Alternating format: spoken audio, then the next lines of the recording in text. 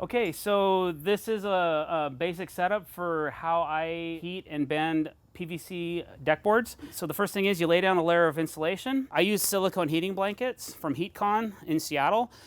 And so what I'll do is I'll lay one of those flat right on the insulation, and then we put our deck board in place. And if you're heating an 8-footer or a 4-footer or a 6-footer, whatever it is, you have to make sure that you have enough material for the full length of the blanket that you're using. So once you have your insulation laid out and you get your blankets put together, you'll separate those, and usually I just kind of flip one over, and then you'll take your deck board, and I always invert my boards face down. So once you have your sandwich made of your insulation and blankets and decking, you have your control box, and this is the brain of the unit, and what it does is it has a sensor right inside of the blanket, and then you have an auxiliary sensor that you drill a hole in the side of the deck board and you put this into, and it monitors the external temperature of the board as well as the core temperature of the board. The key is you want to get the core of the board hot enough to bend without destroying the outside of the board. So this is the temperature probe. We drilled a hole in the side of the board, and what you want to do is you really want to try to get this probe as deep into the material as you can. So that's a pretty good fit. All right, so now you have your probe in the board. I usually offset the blankets. You want to make sure that this end is really close to that sensor, but not too far, because you can kind of tell where the elements stop on the blanket. So once you got that on, then you take your other one, you kind of stagger it to the side like that. All right, and then you just kind of finish up the board like so. Okay, so now we have the board ready to go. So I'm just going to gingerly lay this insulation on top of here. If you drag it too much, you'll shift the blanket. You don't want to do that. So there's that. The denim insulation I got only comes in like 8-foot lengths, so it's not quite long enough. You have to cut up some pieces to make it work. So there's your sandwich. You're ready to rock. All you have to do now is program the box. All right, so once you have everything set up and you're ready to start programming your box, obviously you plug it in, turn that bad boy on. Got to let it kind of go through its boot up process. Then it's going to ask you, are you bending PVC or decking? You're not bending PVC. PVC is a setting for PVC trim, not for PVC decking. If you use this setting, you're going to lose some money, okay? So don't do that. All right, so what we did here is I reprogrammed the box. Originally I set the the temperature to around 220, and then I decided, you know what, that might be a little warm, so I'm gonna be more conservative. I'm gonna start the process at about 205. I'm trying to get my core about 5 to 10 degrees hotter than that, and I'm gonna check the board. So the first board you do in a series, I always try to bend in a series if I can, so I'm not just doing onesie twosie stuff. I'm trying to do 10 boards, or if I have time, or maybe 15 or 20 if I can. And so once I dial in my temperature, because you got to remember, you got to acclimate your materials. Never bend anything if it's been wet. Try to dry it out as much as you can. If you don't, you could suffer some blisters in your product. Definitely invert the boards. Keep them face down if you can. And what you do is you go for that, try to keep the skin cool, but try to get the core hot. So right now, the skin is at 209, 207, 208, 209, which I've programmed it to be at 205. The input 3, that's your core temperature, is at 209, 210. I'm probably going to ramp that up a little bit hotter, but we're going to check the board here in a minute and see what it's feeling like and looking like, and then I'll make a determination if it's ready to go or not.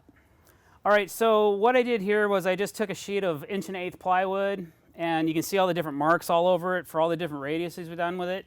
The way that I create a form for a quick bend is I'll make a template out of a piece of plywood. I'll draw it right on the board or whatever I have, and I kind of keep these handy. So every time I make a new radius, I just save it because it comes in handy. So the idea is that you have something solid to bend to. So what I do is I take scrap pieces of trim or decking that I've had over the past, and I'll use those to pre-bend or heat them up, or I'll just bend them cold and then put different fasteners in it to hold it down, to make sure that it stays tight and that I can have something to clamp against if I need to, if the board's being stubborn or it's not quite warm enough or I just miscalculated it or whatever. And that's how I create my forms. There's various types of gloves on the market that you can use to keep your hands cold while you're doing this. I guarantee you one thing, if you don't use the right gloves and with a hot board, you're gonna burn your hands. You're gonna have blisters, they're gonna be subsurface, and they're gonna be painful. Why do I know this? Because I've done it all. So get yourself a good pair of gloves. I use welding gloves most of the time, but these are black and I really like them. It kind of goes with my stealth look, so it's all good. All right, so what we did now is I felt the board. It doesn't feel like it's pliable enough. Like I don't think I can get this tighter bend out of it. So I'm gonna reprogram the box. So what I've done, I'm gonna hit the red X. Okay, so actually I had this thing telling, I wanted the core up to 225, which actually is probably where it needs to be. But the temperature here is 205. It's still not warm enough. I'm gonna take this up, I'm gonna take it up 10 degrees. I'm gonna go to 215. I'm gonna leave this at 225 for now. I'm gonna hit the X. What it's gonna do is just gonna pour a little bit more energy into that board to try to get that core hotter. I think the board is ready to go. I just wanna do a quick twist test on it to see if it's pliable enough to what I feel we can kind of make this work. So I'm just gonna pull this back, check it real quick. Yeah, that seems pretty pliable. I think we'll be all right. So we're gonna reset this real quick and we'll go in just a minute.